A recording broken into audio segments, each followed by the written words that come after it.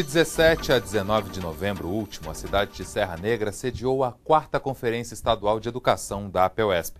A conferência reuniu cerca de 2.500 delegados, representando os educadores de todo o estado. Com uma temática bastante ampla e diversificada, a mesa que tratou sobre o financiamento da educação na perspectiva do custo-aluno-qualidade e as políticas de formação e valorização dos profissionais da educação ganha destaque nesta edição do Educação na TV.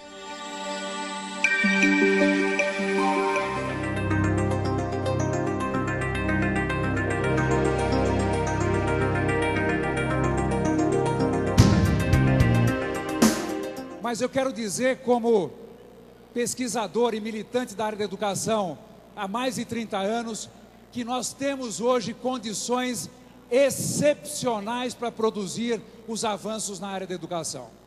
Primeiro ponto, mesmo com as suas deficiências, uma base de financiamento, uma regra organizadora do financiamento da educação, que é o Fundeb, com um prazo e um horizonte de funcionamento até pelo menos o ano de 2020. Esse é o primeiro ponto. Segundo ponto, os avanços conquistados no Fundeb, que não foram poucos, embora insuficientes, conseguem nos dar uma base para a reunificação da escola de educação básica a partir da unificação dos trabalhadores da educação de uma maneira geral, nas diferentes etapas e modalidades da educação básica e especialmente do próprio magistério.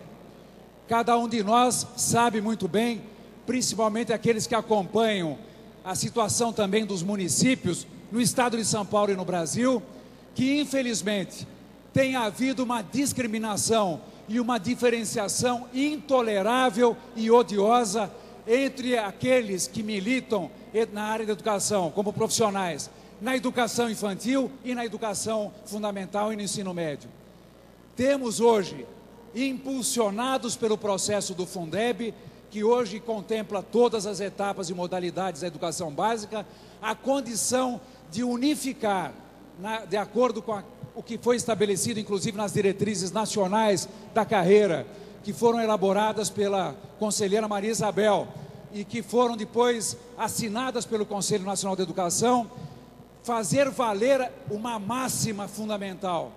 Não pode haver diferenciação de remuneração para o professor da educação básica por conta da modalidade de ensino em que ele trabalha, como vem acontecendo, infelizmente, em onde os professores da educação infantil são tratados ainda hoje como professores de segunda categoria.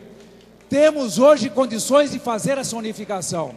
As bases institucionais estão dadas e as bases de financiamento estão construídas inclusive para que se avance. O próprio piso salarial, ele foi aprovado no ano passado, depois de 200 anos de discussão, desde a sua primeira tentativa, que foi aquela banda tentada por Dom Pedro em 1827. 1827. Era para ter uma banda salarial de 200 a 500 mil réis por ano e não deu certo. Nesses 200 anos, não deu certo o piso porque faltava uma palavra, que era a palavra nacional. Porque para ser um piso tem que ser nacional. E é por isso que no ano passado, quando foi aprovado o piso, nós achamos que esse foi um passo importante nessa construção, nessa ideia de nacional, mesmo que o piso seja esse valor irrisório que a maioria dos governos não está pagando ainda. Nem está pagando esse valor do piso e muitos municípios também. O que você faria se tivesse 4 horas livres a mais por semana? Dedicaria ao estudo. Fazer um curso profissionalizante. Fazer uma pós-graduação no final de semana. Me dedicava à minha família, à minha casa. Reduzir a carga horária e permanecer o salário. Aumentaria a quantidade de emprego. Eu quero que eles votem essa lei. Vota aí, galera. Vocês têm obrigação de ajudar o trabalhador. Jornada de 40 horas semanais sem redução de salário. Esse projeto precisa ser aprovado na Câmara e no Senado para virar lei. Reduz para 40 que o Brasil aumente. O que é mais importante para a sua qualidade de vida e para o seu bem-estar na cidade? Essa pergunta foi feita a 32 mil moradores da cidade de São Paulo, entre adultos, crianças e adolescentes das escolas públicas na faixa de 10 a 15 anos. Sabem qual foi o resultado? Mais de 58% dos entrevistados apontaram a educação como a sua maior preocupação. Cerca de 50% demonstraram estar preocupados com a qualificação dos professores e outros 40% com a falta de vagas nas creches e escolas perto de suas casas. Esses números mostram que a educação entrou na agenda de uma maneira muito perceptível, né? Agora, se esse movimento terá fôlego, depende da atuação permanente, né, do movimento social, dos dirigentes municipais, estaduais, federais da educação, dos educadores, do empresariado, dos sindicatos.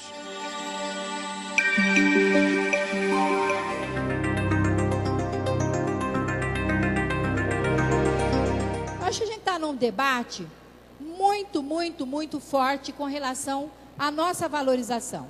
No estado de São Paulo, recentemente, depois o Roberto, até por conta de estar dentro da Assembleia Legislativa, nós tivemos um debate muito de confronto com relação ao PLC 29, que se transformou em lei no presente momento. Sobretudo, nós temos um debate de valorização e nós temos que resgatar a valorização nossa, não somente no sentido mercantilista, tão somente capitalista, como venda, né, de horas de trabalho. Nós temos que trazer esse debate para dentro da educação pela lógica que nos move. A educação não forma coisas, né? Nós formamos pessoas. Portanto, ela tem uma especificidade que é diferente da empresa, que é diferente, enfim, de todos aqueles setores que, enfim, têm a nossa especificidade, tá? Então, primeira questão que nós polarizamos: o ingresso tem que ser somente por concurso público. Essa é uma questão frontal da nossa valorização. Acabar com a cota de admitidos em caráter temporário. Acho que resgatamos na resolução, artigo 85, que com muita clareza coloca lá qualquer um que tiver aí, clareza, ocupando um cargo, tem certeza que alguém está ocupando um cargo, que está sendo ocupado por admitido em caráter temporário, pode entrar na justiça e pedir concurso público. Tá? Então, essa é uma questão que ficou muito forte para nós, porque quando escrevíamos as diretrizes, nós estávamos enfrentando a provinha dos admitidos em caráter temporário, que com a nossa eficácia nós barramos a provinha. Nenhum professor deve ganhar menos que R$ 950, que é a lei do piso salarial profissional nacional. Eu quero chamar a atenção que 30% dos professores no Brasil passam a ganhar e não perder. Essa é uma questão que precisa ser levada em conta. Equiparação salarial com outra carreira, né, de formação semelhante. Revisão anual dos valores do salário. Isso é constitucional, inciso 10, artigo 37 da Constituição Federal. Formação dos profissionais de educação de modo a atender às especificidades do exercício de suas atividades. Período reservado a estudos, planejamento, avaliação, programas permanentes regulares de formação continuada para aperfeiçoamento profissional, inclusive nível de pós-graduação. Pusemos as licenças sabáticas, tá certo? E também, é claro, garantindo com afastamento remunerado, porque essa é a questão. Não adianta ter a previsão para nós, que nós podemos avançar na carreira mediante pós-graduação e doutorado, se nós temos que deixar de ganhar para poder fazer mestrado e doutorado. Quer dizer, não faça, não vai conseguir chegar lá. Na próxima semana, o Educação na TV continua a trazer alguns dos momentos mais importantes da 4ª Conferência Estadual de Educação da APEUESP. Até lá e uma ótima semana a todos.